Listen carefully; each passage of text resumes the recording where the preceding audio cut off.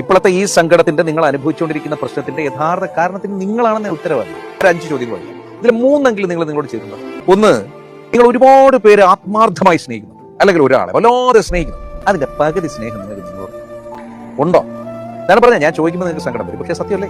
ഉത്തമമായി നിങ്ങൾ ആദ്യം നിങ്ങളെ നിങ്ങൾ ഒരുപാട് പേരോട് അനുവാദം ചോദിക്കണം. രണ്ടാമത്തെ എനിക്ക് അതാണ് പറയാനുള്ളത്. നിങ്ങളുടെ ജീവിതത്തിന്റെ ഡിസിഷൻസ് അല്ലെങ്കിൽ നിങ്ങളുടെ കാര്യങ്ങൾക്കൊക്കെ നിങ്ങൾ ഒരുപാട് പേരോട് അഭിപ്രായം ചോദിക്കണം. ഒരിക്കലെങ്കിലും ഒരു സുപ്രധാന തീരുമാനത്തിന് നിങ്ങളോട് അനുവാദം ചെയ്യും.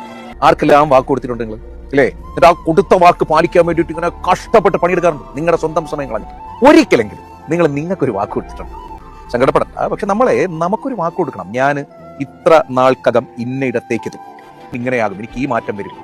ഞാൻ എപ്പോഴും എനിക്ക് കൊടുത്തിരിക്കുന്ന ഒരു വാക്ക് എന്താണെന്ന് അറിയാം. എന്റെ ചുറ്റും എന്തും സംഭവിക്കട്ടെ, എന്തോ സംഭവിക്കട്ടെ, സന്തോഷവും സമാധാനവും വിട്ടൊരു കളിയില്ല. മനസ്സിലായേ? കുടുംബത്തിനെ മറന്നൊരു കളിയില്ല, നമ്മുടെ സന്തോഷത്തിനെയും സമാധാനത്തിനെയും കളഞ്ഞൊരു കളിയില്ല. അത് നമുക്ക് കൊടുക്കുന്ന വാക്കാണ്. നിങ്ങൾ തന്നെ നിങ്ങളെ താരതമ്യപ്പെടുത്തിക്കണം.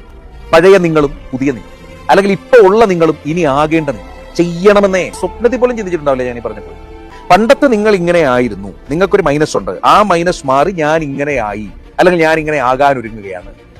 അത് ചെയ്യണം. ഒക്കെ പോട്ടെ, നിങ്ങൾക്ക് വിലപ്പെട്ട എന്തെങ്കിലും സമ്മാനം കൊടുക്കും.